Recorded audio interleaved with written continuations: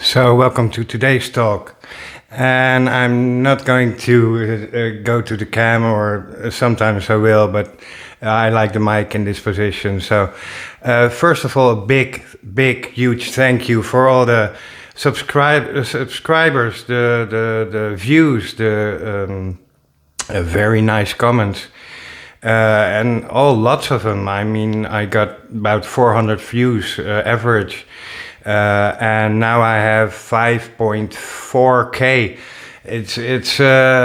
I'm a little taken aback because I don't like to talk on cam. I like making music more. I'm just sometimes so enthusiastic about the stuff that I can make because I'm now downstairs. It's a different room. I'm usually upstairs, but it's messy because of a big, huge renovation. I'm sorry, I'm coming back from a nasty pneumonia, so I'm a little out of breath. That's why my vocoder video hasn't happened yet, you can imagine. So, thank you very much, and I hope you will enjoy me in the future too. So, about the gear, I use the PCM 70 with the Lexicon MRC remote controller, which is really a lark if you're familiar with the 224 and 480. They have a breakout box which adds the faders for the editing of the reverbs. My trusty Revox, it's in concert hall mode. It's a famous mode. The tiled room is for snare drums, 80 snare drums, I heard. So we're going to find it out. I think with my Oberheim DX, I think that will be great. But my trusty Revox has only one send, so it can't send in stereo to the stereo inputs of the reverb. So it's fed with a mono signal and it comes out stereo, and I think it just sounds wonderful. Oh, that's still running.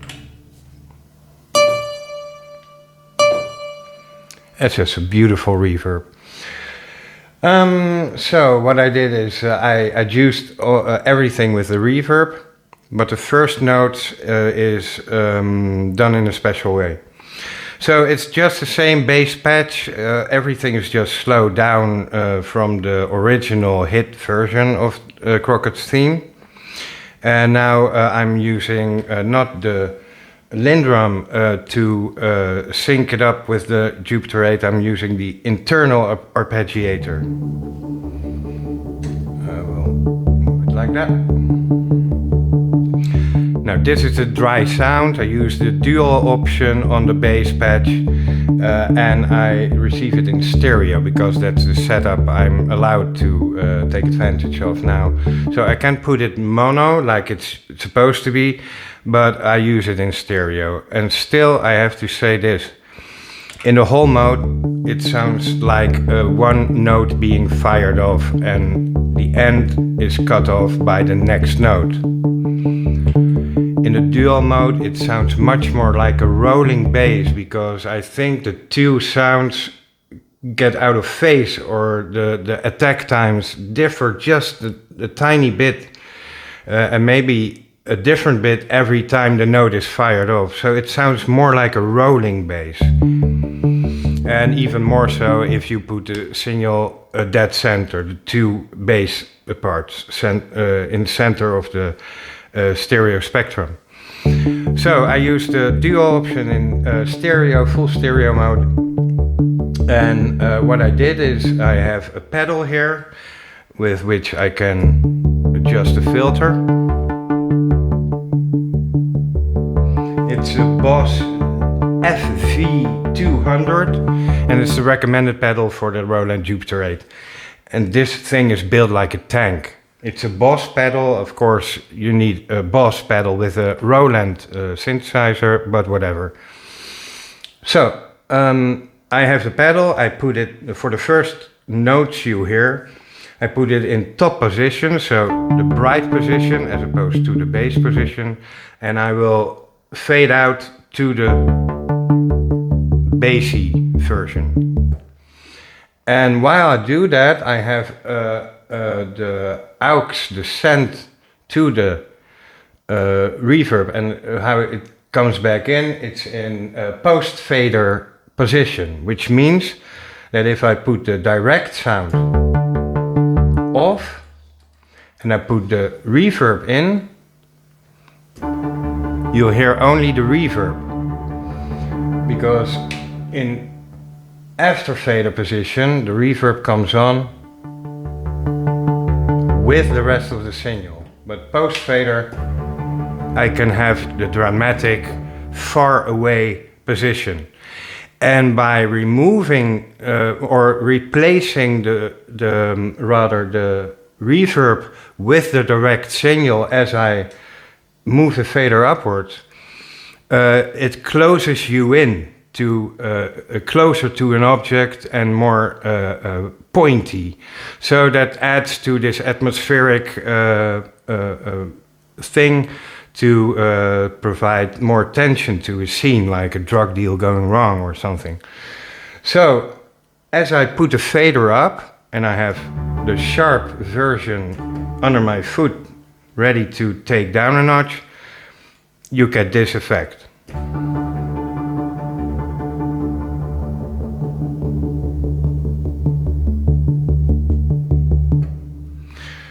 So there you go. So as the fader moves up, the pedal goes more in the downward position. And that's for dramatic effect, of course. So that's that about the Roland Jupiter 8. There was one more thing I wanted to mention. Oh no, maybe I get all of it later. So here is the Yamaha DX7. It has the Remela Koto-like patch, and this is interesting. I've been listening very carefully to the original sound, and I noticed when I took things out of phase that there was a sound like this, ting wing, like an echo, and that triggers more of the reverb that makes the sound complete. And when I put the reverb on, you hear that the accent is less prolific.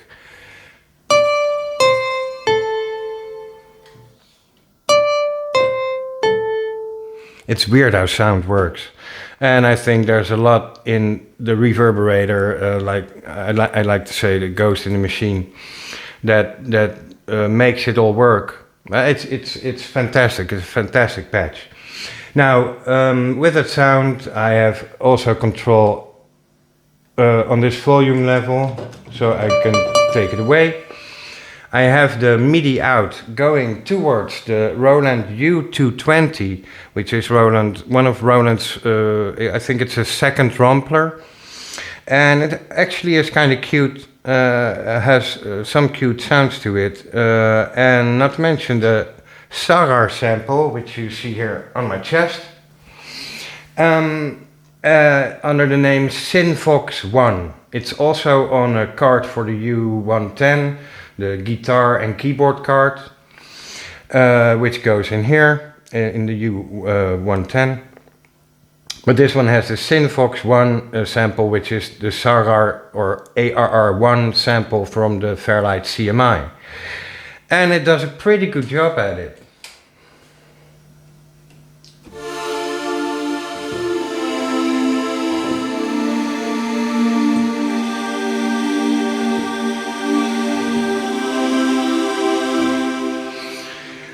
So in one part I use, they go together like this, and the Fairlight sample has a very slow attack because it has to have like an echo of the koto sound.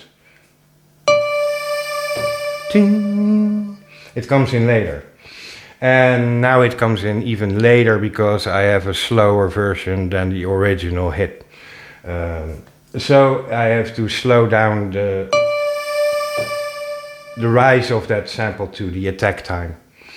And I use it, so I use the Sararr sample for accompaniment, for the layering of two sounds, which Hammer is famous for.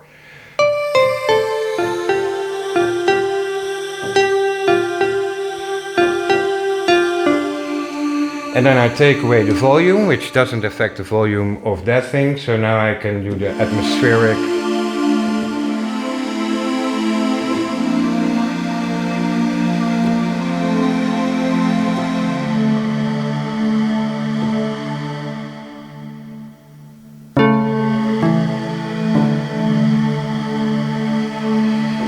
Now you can hear how the koto-like thing of the higher registers sounds very different from the lower sound, which is also a typical Jan Hammer sound. So it's essentially the same sound, only lower on the keyboard, which surprised me really.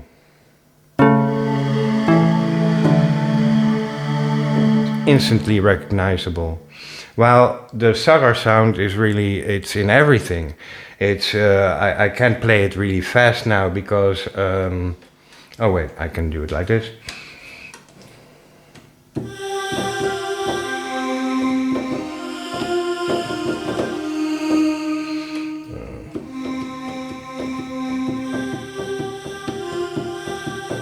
It's in everything. I heard it in Papa Chico, in one mix of it. I heard it in Billy Ocean.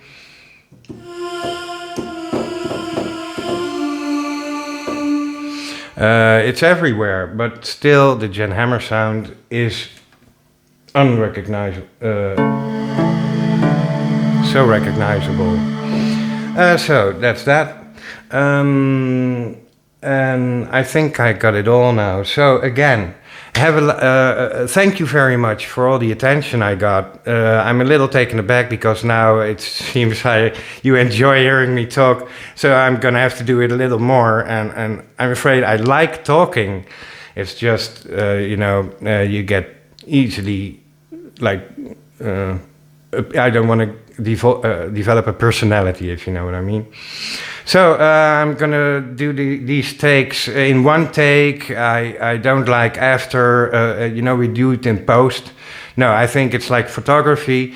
You get the image as good as you can get it in real life, and then maybe you make some adjustments, which I don't because I don't have a setup. I don't have a computer. I don't have editing software that I'm interested in. It used to be much easier with just throwing in stuff on tracks and then make it fade in and fade out, and you could do anything. But today's software is not my stuff. So I'm a bit hands-on. I hope you like that, and I wish you a very, very lovely Sunday. Goodbye.